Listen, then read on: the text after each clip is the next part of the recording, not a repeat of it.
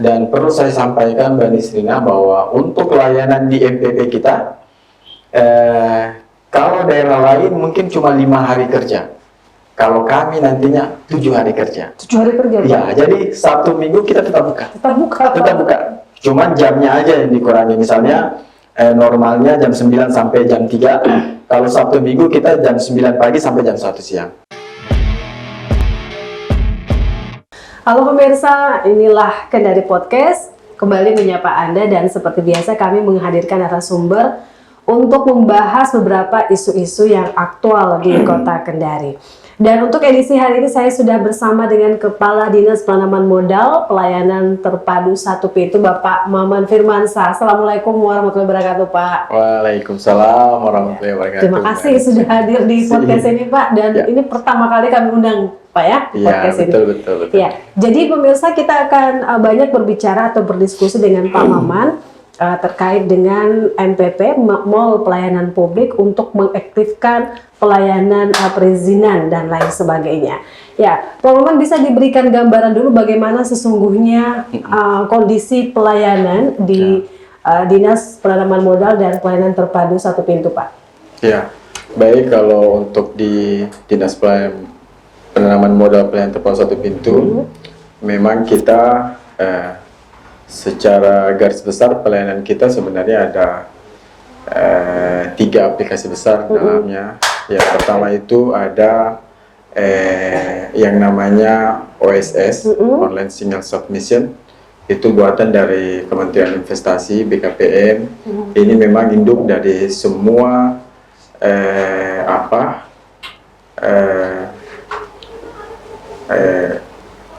sistem yang ada di PTSP seluruh Indonesia.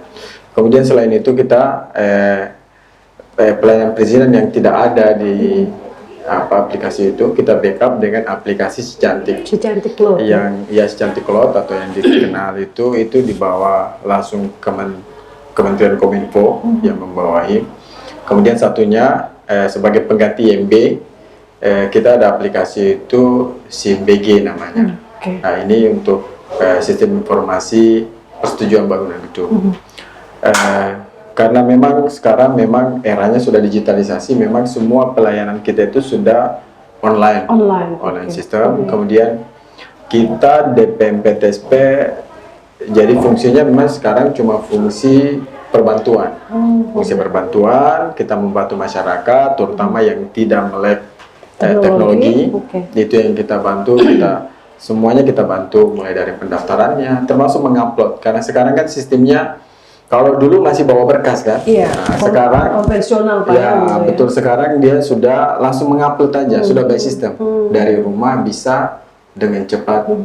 Itu. Kemudian kami juga dalam rangka mendekatkan diri kepada masyarakat yang ada di pelosok-pelosok kelurahan-kelurahan yang mungkin mereka tidak ada waktu atau kejauhan untuk menjangkau kantor kami.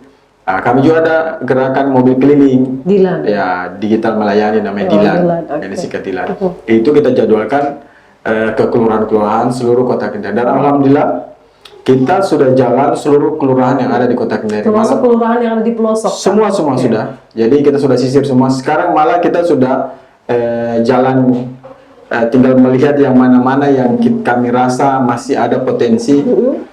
Usaha-usaha yang belum terdaftarkan, itu yang kita masukin. Tapi kalau menurut catatan dari Dinas Penanaman Modal dan Pelayanan Terpadu Satu Pintu ini, apakah ada jumlah pelaku usaha yang signifikan pasca recovery pandemi COVID-19 ini, Pak? Betul.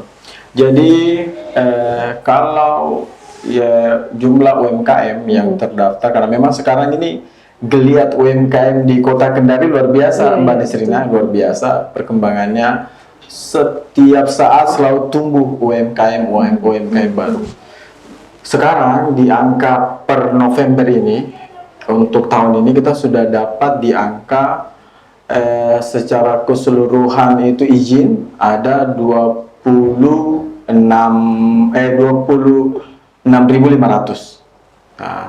Secara keseluruhan. Tapi kalau untuk NIB itu kurang lebih dia ada sekitar 22.000. 22.000. Lumayan besar ya dibandingkan tahun-tahun sebelumnya. Tahun sebelumnya kita cuma dapat 18.000. Berarti ada peningkatan signifikan.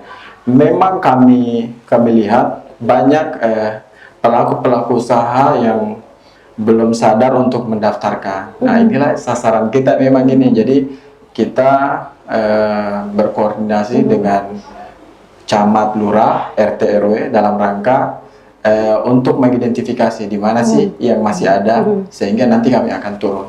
Ini masalahnya tidak belum ingin barangkali Pak ya, atau mungkin ada kendala kenapa kemudian para pelaku UMKM ini mungkin malas berurusan untuk mendapatkan izin. Apakah apakah karena birokrasinya yang terlalu panjang, terus yang kedua apakah masyarakat kita belum user friendly mungkin ya Pak ya, menggunakan aplikasi itu, ataukah mungkin ada biaya yang harus dibayar yang biayanya mungkin relatif lebih mahal, sehingga pelaku UMKM itu terpaksa mempending dulu untuk mengurus izin Pak? Sejauh ini yang kami lihat sebenarnya masyarakat lebih kepada ketidaktahuannya mereka bahwa mengurus NIB itu sekarang kan namanya NIB, dulu kan situs yuk. Iya. NIB itu sekarang itu gratis. Gratis. Nah, NIB itu nomor induk berusaha. Itu gratis dan cepat, khusus UMKM. Dia cuma membutuhkan waktu kurang lebih 10 menitan lah untuk mendapatkan izin. Dia cuma bermodalkan NIK, kemudian nomor WA dan estimasi usaha aja, itu sudah bisa didaftarkan via OS. Cuma mungkin ketidaktahuannya. Kemudian yang paling penting adalah diketahui bahwa pengurusan NIB ini 0 rupiah alias gratis. Dulu kan kalau situs web ada berbayar, ada bayar retribusi lah apa semua. Sekarang tidak ada. Tapi kalau misalkan gratis, dinas ini kan juga butuh PAD Pak. Nah, kalau misalkan gratis, sumber PAD Dinas Penanaman Modal itu dari mana? Oh, kebetulan memang kalau Dinas DPM PTSP sendiri sebenarnya sudah peraturan menterinya dilarang untuk bukan dilarang untuk menetapkan target. Nah, itu yang pertama. Yang kedua, dilarang semua layanan kami itu gratis. Kecuali ada layanan tertentu, misalnya retribusi minol, itu ada, sama retribusi PBG. Retribusi PBG juga ini sesuai dengan volume bangunan gedung yang mau dibangun.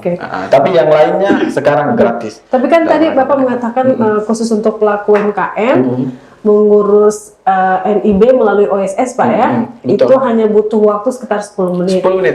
Kalau misalkan yang mengurus pengganti IMB itu Pak, itu sama atau prosedurnya beda? Beda lagi. Jadi di kami DPM PTSP setiap jenis layanan sudah jelas SOP-nya, waktu standarnya ada di dalamnya. Kalau untuk PBG memang ada beberapa tahapan dia dimulai dari pengurusan KRK. Kemudian setelah KRK itu SOP-nya kurang lebih 12 hari. Setelah KRK, dasar KRK itu yang diusulkan untuk PBG. SOP-nya itu 28 hari. Nanti perizinan yang mengeluarkan izin. Posisi katakanlah tadi untuk mendapatkan izin bangunan tadi Pak, itu posisinya dinas terkait dengan DPM PTSP bagaimana Pak? Jadi gini, di PTSP semua layanan perizinan itu masuknya lewat PTSP. Dari PTSP selanjutnya akan diteruskan ke OPD teknis yang mengurus. Tetapi outputnya nanti setelah diolah OPD teknis, keluarlah nanti berkas yang akan ditandatangani. Eksekusinya tetap nanti PTSP, tapi tetap dari teknisnya di OPD teknis. Misalnya kayak persetujuan bangunan gedung atau pengganti IMB, nah itu tetap Dinas PUPR nanti untuk teknisnya. Yang menghitungnya juga kami, tinggal mengarahkan mereka untuk membayar, kemudian nanti langsung penandatanganan izinnya. Itu pun juga penandatangannya sudah online. Tanda tangan elektronik. Elektronik. Jadi kita nggak tanda tangan basah lagi, sudah elektronik kita. Luar biasa ya. Tapi kan begini Pak, pelayanan secara digital itu kan kita harapkan Ya, betul. efektif dan Betul, efisien dan betul. juga bisa memutus mata rantai adanya pungli begitu Pak. Tapi kan kalau kita lihat area Kota Kendari ini kan tidak semua jaringan internetnya bagus begitu, itu satu. Yang kedua, karakteristik masyarakat kita itu kan beda-beda Pak. Mungkin ada Betul. yang pendidikannya menengah ke bawah atau Betul, menengah ke betul. atas yang tidak begitu, ya bisa dikatakan gaptek begitu Pak. Betul, Nah, betul. bagaimana instansi ini mengatasi hal tersebut? Iya, betul sekali Mbak Nisrina. Memang kami sudah melihat bahwa tidak semua masyarakat Kota Kendari yang melek teknologi. Iya, betul. Makanya kami DPMPTSP berusaha mendekatkan diri sama masyarakat. Dengan apa? Dengan yaitu tadi Gila. kami melaksanakan tugas-tugas pembantuan. Misalnya di kantor kami menerima. Berarti masih bisa secara Bisa. Jadi manual? masyarakat, Oke. bukan manual, tapi masyarakat yang ingin berurusan, kita bantu. Tetap by system, tapi kita bantu bagaimana cara daftarnya, Oh, begitu. bagaimana cara menguploadnya, bagaimana. Jadi mereka terlibat langsung gitu. Kenapa? Karena kita ingin masyarakat ini sudah sadar bahwa mengurus perizinan itu tidak ribet, Oke. cepat, dan kepastian hukum dan biayanya itu jelas.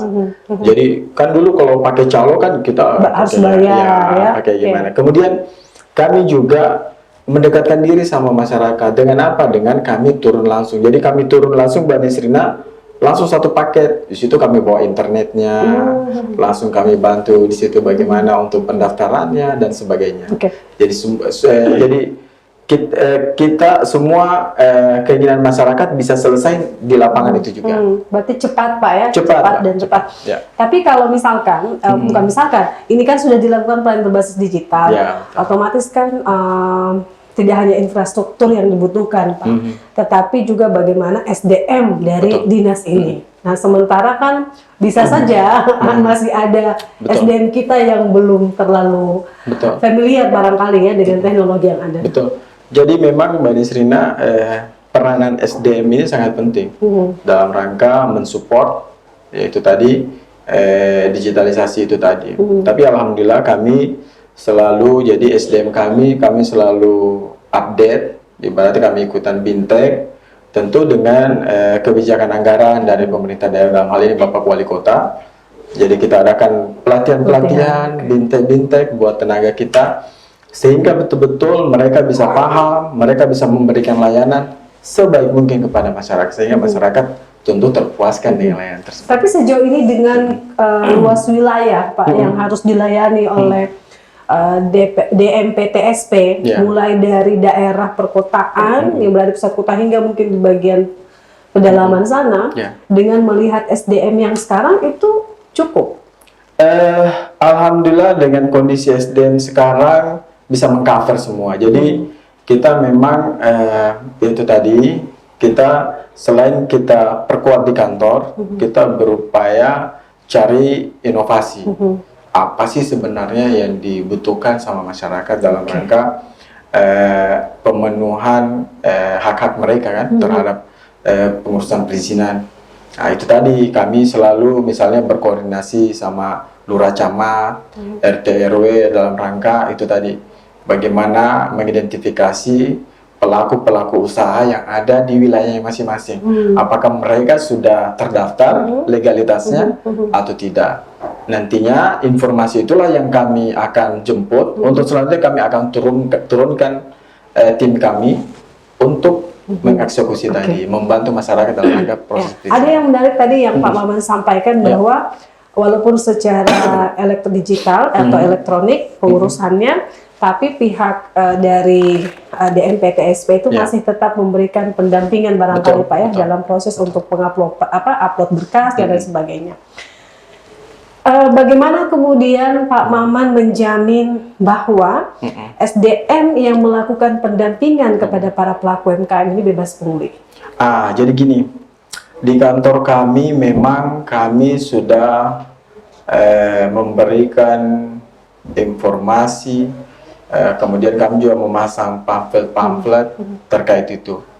Kemudian kami juga sudah kasih penekanan kepada SDM kami, aparat kami, bahwasanya kami itu tegas terhadap tindakan-tindakan pungli tersebut.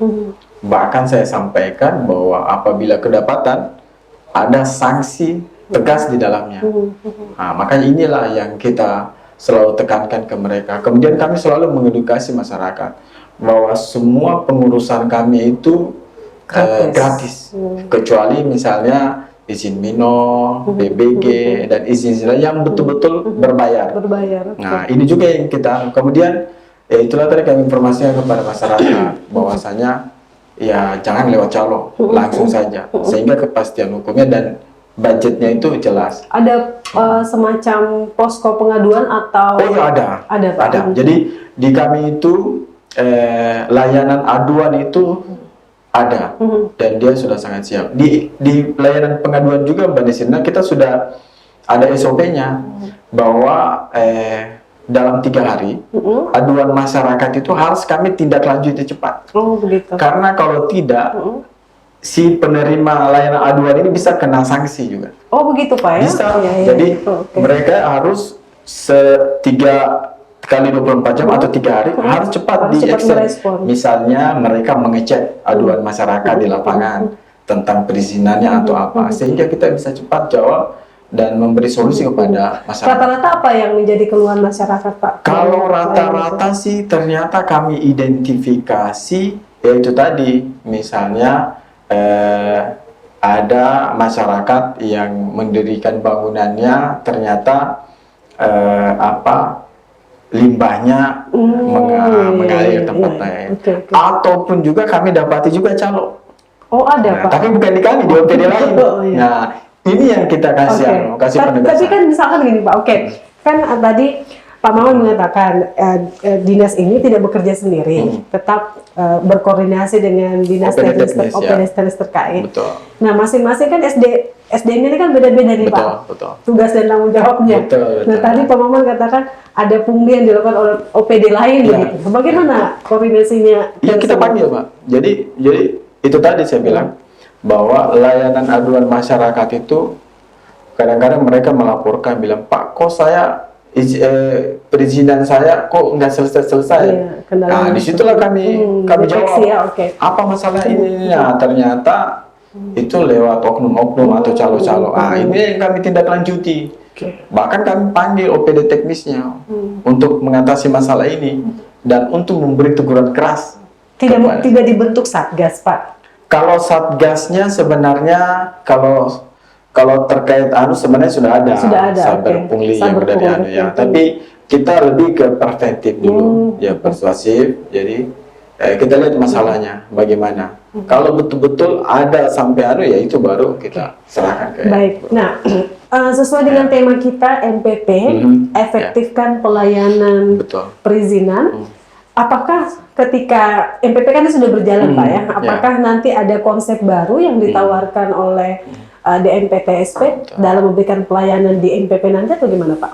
Iya betul Mbak Nisrina. Jadi memang mall pelayanan publik ini adalah salah satu terobosan pemerintah pusat yang menjadi kewajiban pemerintah daerah, kabupaten, kota untuk menyediakan kepada masyarakat. Jadi wajib Mas. Jadi sekarang kondisinya mall pelayanan publik yang ada di seluruh Indonesia dari 508 kabupaten kota.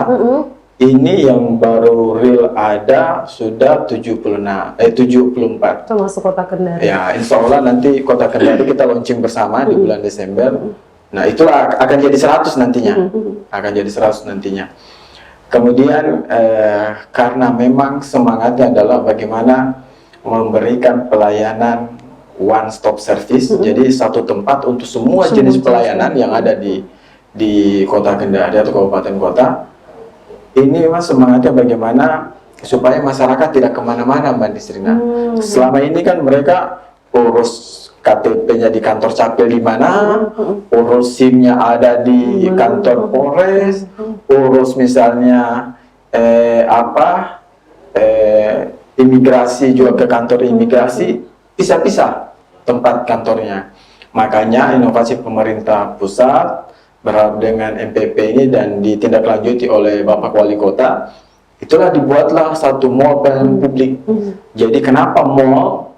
Karena dibentuk suatu tempat yang betul-betul satu tempat yang modelnya kayak mall, mulai dari kenyamanannya, ketentramannya, pokoknya mirip kondisinya seperti mall begitu. Jadi cepat, tepat dan aman begitu. Makanya itulah dibentuk mall pelayanan publik dalam rangka betul-betul memberikan pelayanan kepada masyarakat di satu titik, tapi semua jenis layanan ada di situ. semua di situ. Jadi dia mengurus atau tidak kemana-mana, tidak perlu ada biaya ongkos ojek kemana-mana kan. Iya. Dia cuma satu tempat, tapi sudah semua pelayanan bisa ada di situ. Termasuk Gitu. perizinan juga Semua. Jadi kita kurang lebih ada 32 kementerian lembaga, BUMN dan pemerintah Kota Kendari ada tergabung di situ. Jadi betul-betul luar biasa dan alhamdulillah MPP kita Kota Kendari ini mendapat support yang sangat luar biasa dari kementerian lembaga, BUMN, BUMD. Jadi kita alhamdulillah sudah tergabung. Jadi kita ada 32, kemudian ada 121 layanan, jenis layanan yang ada di dalamnya. Itu luar biasa lah. Cuman memang sekarang lagi finishing, mudah-mudahan di akhir Desember bisa rampung sehingga nanti di akhir tahun bisa lebih optimal lagi. Oke. Nah, dengan hadirnya MPP nanti ada target tidak Pak dari DMPTSP kira-kira dalam 1 tahun izin yang bisa keluar sekian atau gimana? Kalau jumlah izinnya sih kita berusaha lebih maksimal ya, lebih maksimal. Sebenarnya semangatnya di sini bukan jumlah sebenarnya, ini lebih kepada memudahkan masyarakat. Jadi masyarakat biar dia tidak kemana-mana gitu. Jadi dia di tempat satu tapi bisa semua ada di situ. Itu sebenarnya semangatnya. Walaupun sebenarnya kami PTSP ini atau DPMPTSP selalu berusaha menjangkau pelaku-pelaku usaha untuk segera melegalkan usahanya dengan mendaftarkan diri melalui OSS, sehingga nantinya betul-betul legalitas usahanya bisa mereka pegang teguh. Karena begini Mbak Desrina, yang UMKM itu persyaratan untuk pelaku-pelaku UMKM ini bantuan dari pemerintah pusat sangat banyak, baik dari perbankan maupun kementerian sangat besar yang disasar itu.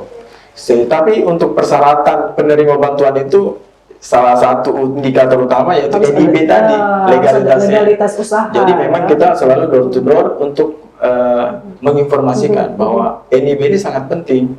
Walaupun dia cuma usaha online shop atau usaha di pasar, tapi yang penting usahanya ada. Itu harus ada NIB-nya. Ya. Dan memudahkan juga untuk mendapatkan bantuan. Ya. Tapi di awal tadi perbincangan Bapak sempat menyebut OSS, kemudian sempat menyebut Si Cantik Club. Itu bedanya apa sih Pak sebenarnya OSS dengan Si Cantik Club? Sama-sama memberikan pelayanan. Sebenarnya sama aja, cuman kan jadi Si Cantik Club ini hadir kan ini bawaan dari Kominfo. Jadi dulu ini digunakan juga untuk pelayanan perizinan. Tetapi sekarang induknya semua pelayanan perizinan adalah OSS. Tetapi di dalam OSS itu tidak semua perizinan ada. Yang tidak ada itu izin praktek, izin-izin kesehatan. Inilah yang kami bawa ke Si Cantik ini. Jadi kami sebenarnya mengoptimalkan aplikasi Si Cantik ini karena alhamdulillah support dari Kementerian Kominfo itu luar biasa. Jadi kita dipakai gratis dan betul-betul mereka maintenance terus dan betul-betul kami rasakan aplikasinya sangat baik buat kita. Makanya itu yang kami garap terus bagaimana bisa membackup si OSS ini sehingga betul-betul semua pelayanan perizinan kita sudah by system semua, sudah online. Sehingga itu tadi yang pertama kepastian hukum, yang kedua kepastian waktu. Karena jujur dengan aplikasi Mbak Desrina kita bisa lihat berkasnya sudah sampai di mana. Jadi terbaca, terlacak. Nah, ini bagusnya pakai sistem ini. Jadi terlacak. Jadi tidak perlu mau ada di mana atau kayak gimana. Baru di saya juga otomatis begitu saya dapat laporan bahwa sudah di saya tanda tangan elektronik, saya tinggal langsung tanda tangan elektronik. Saya tidak tahu siapa orangnya apa ya sudah langsung saya. Berarti memang betul-betul menutup. Betul Pak. Jadi kita Peran, betul-betul ya. ya kita diharapkan bekerja profesional. Tidak ada lagi mau tuntut harus ada ini, harus Iya. ada itu. Ada keluarga dekat. Betul. Ada keluarga Ya. cepat selesai. Tapi apakah menurut Pak Maman kebanyakan aplikasi justru membingungkan para pelaku usaha kita? Betul. Jadi sebenarnya kita juga sebenarnya tidak ingin banyak aplikasi. Cuman lagi-lagi tadi karena jenis-jenis izin kita kan banyak. Kemudian ada kementerian yang menaunginya. Jadi itu tadi malah sebenarnya dengan beberapa aplikasi ini saling membackup. Kayak misalnya si Cantik tadi, si Cantik ini membackup yang ada di OSS. Jadi yang tidak ada di OSS di backup oleh si Cantik. Nah, begitu juga SIM-BG karena memang khusus dari Kementerian PUPR terkait persetujuan bangunan gedung. Nah itu juga dia langsung fokus ke situ. Gitu ya, tinggal ruang-ruangnya aja yang tinggal kayak gitu. Kalau untuk memperpanjang izin, apakah prosedurnya sama Pak atau gimana? Sebenarnya kalau prosedur sama aja, sama. Tapi kalau untuk yang NIB itu nggak usah perpanjang. Iya kan, Jadi sekali seumur hidup. Bukan sekali sampai usahanya tutup. Ya. Oke. Dia cuma itu. Tapi Kecuali kalau mungkin ganti nama Pak ya. kecuali yang memang izin-izin praktek itu memang ada jangka waktu. Dia mengikut bersama dengan STR. Nah, kalau izin praktek Iya, itu. betul. Betul. Oke. Nah, tadi Pak Maman mengatakan bahwa saat ini kan lagi bekerja sama dengan pihak camat, lurah untuk mengidentifikasi Ya.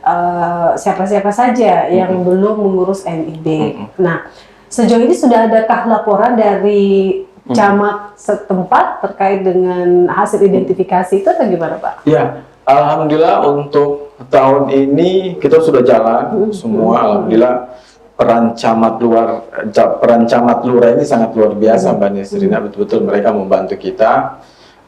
Tinggal kami tentukan jadwal, mereka juga membantu kita menginformasikan. Nah itu alhamdulillah setahun ini luar biasa. Rata-rata kehadiran masyarakat yang berurusan untuk satu titik itu kurang lebih sampai 30 jenis usaha yang didaftarkan. Jadi alhamdulillah luar biasa. Peran camat lurah beserta RT RW ya, karena kita ketahui RT RW ini garda terdepan kita. Mereka yang tahu persis, karena bisa jadi di lingkungan masyarakat itu kan ada penjual-penjual 9 bahan pokok atau yang biasa kios-kios. Itu juga harus. Itu harus Mbak Nisrina. Walaupun skalanya kecil Pak ya. Harus. Iya, mereka kan usaha. Mereka usaha. Makanya itulah sebenarnya UMKM sejati sebenarnya yang ada di lingkungan masyarakat. Jadi tidak mesti skalanya menengah ke atas, Pak ya, menengah ke bawah juga harus punya NIB begitu ya. Untuk legalitas usahanya. Tapi ngomong-ngomong Pak Maman, kemarin saya sempat baca di media online bahwa DMPTSP akan membangun puluhan rumah layak huni. Itu hubungannya perizinan apa Pak? Bukankah itu gawenya PUPR? Sebenarnya itu ada kesalahan misberita ya. Jadi ada misberita. Jadi 80.000 itu adalah proyeksi kebutuhan rumah layak huni yang ada di Kota Kendari. Proyeksi kebutuhan. Nah, terus salah satu yang mengadakan rumah layak huni ini adalah pengembang. Developer. Mereka yang menyediakan rumah walaupun dengan kredit ya ke masyarakat. Tapi secara tidak langsung mereka telah menyiapkan, ya membantu pemerintah menyiapkan itu. Makanya kebetulan kemarin ada program dari asosiasi namanya Pengembang Indonesia, yang ada program pemerintah pusat atau DPP PI itu yang mencanangkan 1 kecamatan 1 hektar untuk pembangunan perumahan. Ya itu sebenarnya makanya kita menyambut baik. Kita kan di bidang perizinannya. Nah, makanya kita waktu itu kami bersama PUPR kita senang hati ada seperti itu. Dengan menyediakan rumah layak huni oleh para pengembang ini kan otomatis masyarakat kita juga kebutuhan rumahnya akan terpenuhi. Makanya itu yang kita support. Dan jujur Mbak Nisrina, di pengurusan PBG ini di Kota Kendari, sumbangsi teman-teman developer itu sangat luar biasa. Kurang lebih sekitar 60-70% yang mengurus itu rata-rata itu perumahan. Tapi ada juga Pak developer yang nakal begitu Pak, yang Ya, udah ngurus. kadang-kadang ada juga, misalnya mereka sudah bangun duluan, baru anu ya, itulah tugasnya Satgas, kebetulan ada Satgas itu, Mbak. Oke. Nah, kan begini Pak, kadang-kadang ini terkait dengan masalah izin gedung bangunan Pak ya. Iya. Nah, kadang-kadang kan sudah jelas aturannya, misalkan tidak boleh membangun di sekitar tepian kali, misalkan contohnya Pak ya, atau tidak boleh membangun di area sini. Betul, Tapi tiba-tiba ada izin yang keluar. Nah, itu gimana tuh Pak koordinasinya sebenarnya? Karena rata-rata juga banyak yang bangunan yang sudah jadi terpaksa harus dibongkar. Ini kan proses awalnya, prosedur awalnya berarti ada yang keliru begitu atau gimana? Betul. Biasanya itu Mbak Nisina, kalau terkait izinnya sebenarnya kita lihat dulu kondisi di lapangan. Apakah bangunan ini adalah bangunan sudah lama yang mungkin sudah duluan bangun, terus kemudian setelah itu baru muncullah aturannya. Itu juga harus diklasifikasi. Kemudian ada juga yang mungkin sudah bangun tapi tidak ada izin. Dan itu banyak. Nah, dan itu ada. Makanya kadang-kadang ada Satgas Tata Ruang, itulah yang turun mengingatkan bahwa ini tidak sesuai. Misalnya Bapak dia bertentangan dengan misalnya Perda sepadan kali, sepadan sungai, misalnya bertentangan dengan sepadan jalan. Ada itu yang kadang-kadang, cuma memang rata-rata anunya itu masalah-masalah itu timbul ya itu tadi dari masyarakatnya. Misalnya masyarakatnya sudah bangun duluan baru tidak melapor izinnya, atau misalnya mereka bangunannya sudah lama terus baru ada aturan. Tapi tetap kita selalu mencari solusi, kita selalu mengedepankan persuasi, menginformasikan kalau bangunannya ini melanggar aturan-aturan yang berlaku tentunya. Berarti sebaiknya, seharusnya, jika ingin mendirikan bangunan, urus izin dulu Pak ya? Jadi memang prosedurnya Mbak Nisrina, izin dulu, baru bangun. Ya, jangan, kadang-kadang kita ini kan lalai, bangun dulu, nanti biar nanti berjalan, padahal tidak boleh. Harusnya izin dulu, nanti kita akan lihat apakah sesuai dengan kerangka acuan kota, KRK-nya, kerangka ruang kota. Kemudian kalau sudah oke, berarti sudah memang untuk peruntukannya ya silakan tinggal mengurus. Berarti beda kalau UMKM boleh berusaha dulu baru urus. Kalau UMKM memang dimudahkan ya Mbak Nisrina. Tapi sejauh ini Pak, selain dimudahkan kan, tadi ini pun juga kemarin teman-teman akademisi sedang melakukan diskusi juga Pak terkait dengan UMKM. Memang salah satu kendalanya adalah NIB. Masih banyak yang belum mendapatkan NIB. Seperti apa edukasi yang dilakukan atau sosialisasi yang dilakukan oleh DMPTSP ini supaya dengan kesadaran sendiri pelaku UMKM itu mau mengurus NIB, apalagi kan tidak dipungut biaya Pak? Sebenarnya kami sudah melakukan edukasi, apalagi kami juga sudah menginformasikan kepada OPD teknis, misalnya Dinas Perdagangan, UMKM sebagai OPD pembinanya, kemudian maupun yang lain. Cuman lagi-lagi kadang-kadang masyarakat apatis atau mereka agak cuek terhadap, tapi tetap kita melakukan pendekatan-pendekatan. Kami juga sebenarnya menerima apabila ada permohonan dari misalnya ada satu kelompok misalnya UMKM yang ingin didaftarkan, terus kami diundang untuk ke tempatnya, kami dengan senang hati.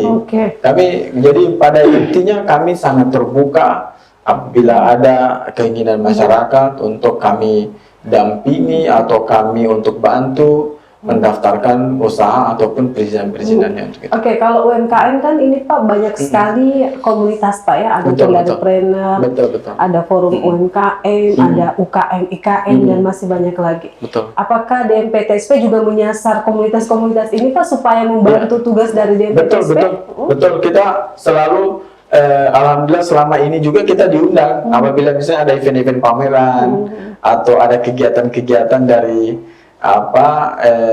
yang tadi itu Jadi kita selalu siap hadir, mensupport, misalnya diminta untuk melakukan perbantuan, untuk seperti itu kita dengan senang hati, Mbak Desina. Jadi pada intinya kita selalu terbuka buat siapa saja yang ingin berkolaborasi tentunya.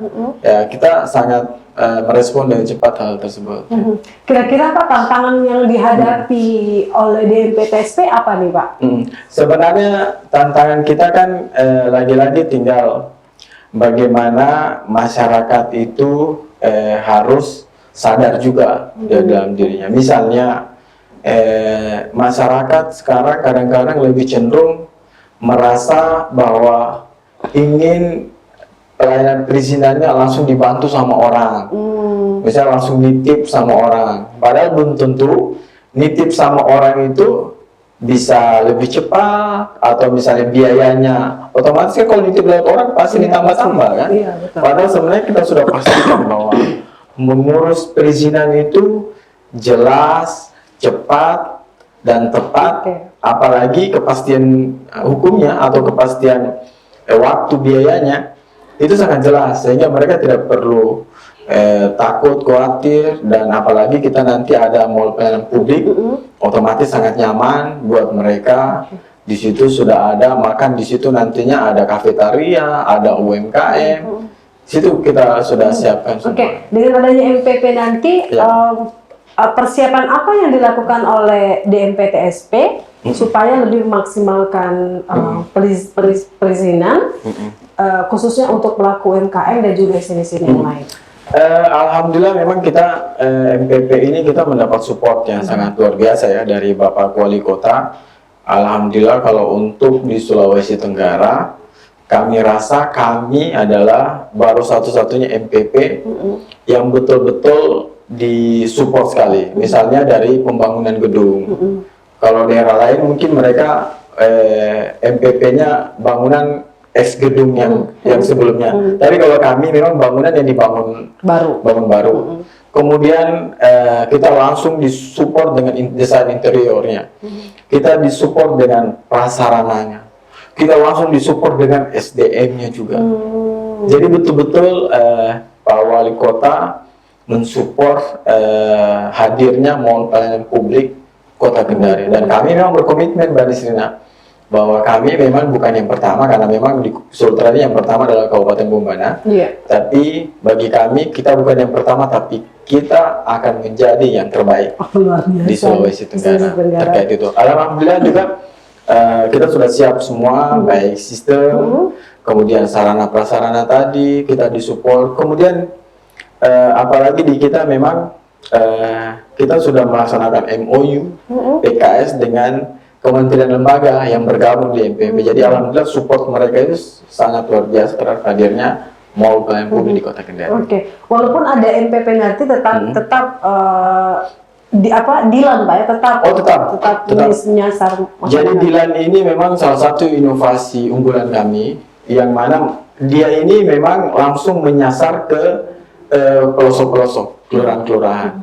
Karena memang dia lebih mendekatkan diri kepada masyarakat. Semangatnya di situ. Walaupun di daerah pelosok, dimanapun dia dalam Kota Kendari, kita siap menjangkau. Nah yang ingin saya katakan sampaikan berikutnya adalah kita mengapresiasi sangat luar biasa Pak yang dilakukan oleh Presiden dalam memberikan izin dan lain sebagainya. Nah 2023 dan seterusnya tadi Desember sudah mulai MPP sudah mulai beroperasi. 2023 target apa yang ingin atau capaian apa yang akan dicapai oleh DMPTSP dalam rangka meningkatkan pelayanan kepada masyarakat khususnya perizinan? Ya, jadi memang kita di DMPTSP ini Mbak Nisrina ada dua tupoksi pokok di kita. Yang pertama adalah dari sisi penanaman modalnya. Ya, dari sisi penanaman modal kami berharap bahwa bagaimana bisa menggait investor-investor yang ada di luar untuk masuk ke Kota Kendari. Karena memang jujur, Kota Kendari adalah kota perdagangan jasa. Kita tidak memiliki sumber daya alam ataupun yang lain. Jadi bagaimana menggerakkan perekonomian melalui perdagangan jasa? Salah satunya adalah dengan menarik investor-investor dari luar untuk masuk ke Kota Kendari. Misalnya kemarin ada Kendari kawasan industri. Itu yang kami akan genjot lagi supaya mereka bisa berjalan cepat. Karena memang lagi-lagi kita DPMPTSP selalu prinsip kita adalah bagaimana memudahkan layanan bagi seluruh masyarakat, termasuk bagi investor. Kita memudahkan. Bahkan kami selalu berusaha berkomunikasi dengan baik mereka. Kalau ada kendala kita bantu. Di mana kendalanya, sehingga bisa ada titik untuk menyelesaikan masalah atau kendala-kendala dari investor. Yang kedua, dari sisi pelayanan terpadunya, perizinannya. Nah, ini memang bagaimana hadirnya MPP ini bisa lebih maksimal lagi dirasakan. Dan perlu saya sampaikan Mbak Nisrina bahwa untuk layanan di MPP kita, kalau daerah lain mungkin cuma 5 hari kerja. Kalau kami nantinya 7 hari kerja. 7 hari kerja, Pak? Ya, jadi Sabtu Minggu kita tetap buka. Tetap buka, Pak? Tetap buka. Cuman jamnya aja yang dikurangi. Misalnya normalnya jam 9 sampai jam 3. Kalau Sabtu Minggu kita jam 9 pagi sampai jam 1 siang. Oke. Kenapa? Karena kita tahu kadang-kadang ada masyarakat yang Senin sampai Jumat itu mungkin sibuk kerja. Nah, tidak sempat mengurus izinnya. Di hari Sabtu Minggu itu kita tetap buka layanan. Ya, tapi untuk tahap awal kita baru pelayanan yang diberikan oleh pemerintah Kota Kendari. Sambil berangsur-angsur kita harapkan kementerian lembaga bisa dalam rangka memberikan pelayanan prima kepada masyarakat. Luar biasa ya. Kalau MPP ini sudah beroperasi, layanan tetap diberikan kepada masyarakat 7 hari kerja. 7 hari kerja. Komitmen kita itu. Komitmen Sabtu dan Minggu. Sabtu Minggu. Oke, nanti dicatat apa bisa ya. Oke, terakhir nih Pak, karena waktu kita sangat terbatas, saya ingin minta closing statement dari Pak Maman. Sesuai dengan tema kita masalah perizinan, apakah ada yang disampaikan kepada masyarakat, Pak? Persilakan. Baik, saya sebagai Kadis DPMPTSP Kota Kendari sangat mengharapkan kepada seluruh masyarakat Kota Kendari bahwa mengurus perizinan di DPMPTSP itu sangat mudah, cepat, kemudian gratis. Nah, adapun yang berbayar itu cuma izin-izin tertentu, misalnya Minol dan PBG, tapi yang lainnya itu gratis. Jadi silakan berurusan langsung, jangan lewat calo, karena dengan calo akan merugikan masyarakat itu sendiri. Kemudian saya juga berpesan kepada investor yang ingin menanamkan modalnya di Kota Kendari, kami DPMPTSP dan pemerintah Kota Kendari sangat membuka ruang seluas-luasnya bagi investor untuk menanamkan modalnya di Kota Kendari. Dan kami pastikan, kami menjadi garda terdepan dalam rangka membantu para investor dalam rangka melihat potensi-potensi usaha maupun potensi-potensi investasi yang ada di Kota Kendari. Kami selalu terbuka dengan hal tersebut dalam rangka menjaga iklim investasi di Kota Kendari. Oke, luar biasa. Ada kemudahan Pak yang diberikan kepada masyarakat. Stop menggunakan calo ya. Lebih, kalaupun ada yang tidak dipahami, lebih bagus datang langsung begitu Pak. Baik, terima kasih Pak Maman sudah berbagi informasi dan mudah-mudahan informasi dari Pak Maman ini membuka insight pemirsa, wawasan pemirsa bahwasannya tidak ada yang sulit untuk DPMPTSP ini memberikan pelayanan. Sangat mudah untuk UMKM, hanya 10 menit Pak ya? 10 menit saja NIB-nya sudah tuntas ya. Betul. Baik pemirsa, terima kasih podcast kita hari ini. Inilah podcast bekerja sama dengan Sultra TV dan media online inilah kendari.com, dan kru dari Sultra TV dan juga podcast inilah Kendari mengucapkan terima kasih atas kebersamaan Anda. Sampai jumpa di episode selanjutnya. Assalamualaikum warahmatullahi wabarakatuh. Waalaikumsalam.